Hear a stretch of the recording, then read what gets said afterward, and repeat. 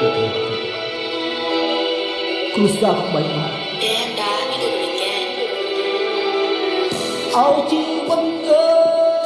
យជីវិតខ្ញុំអើយគ្រួសារបីបាំងជួនតែភៀងឯកាឲ្យជីវិតអើយជីវិតអើយគ្រួសារបីបាំងជួនតែរឿងឯកាធ្វើក្នុងគ្នាបានសុខមានគ្រួសារជើងយល់ចិត្តចំណែកខ្ញុំវិញឯកាសុំពីផ្លូវចិត្តស្ទើរតែគិនរាល់ថ្ងៃមើលគ្រួសារគេក៏ជួបសុខសប្បាយព្រមនេះគិនអើយលេងសើចនឹងខ្ញុំពេកហើយព្រមនេះគិនអើយ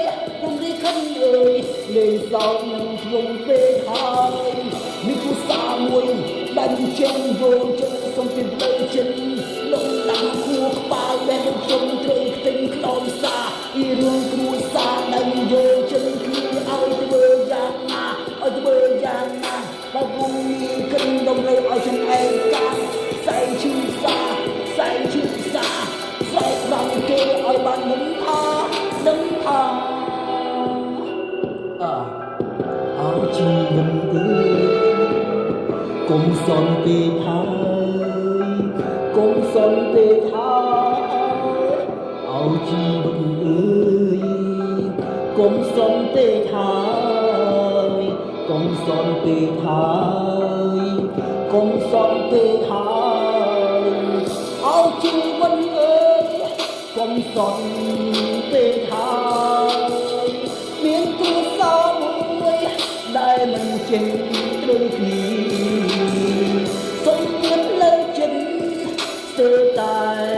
រាល់ថ្ងៃឲ្យជីវិតអើយព្រមនេះខិន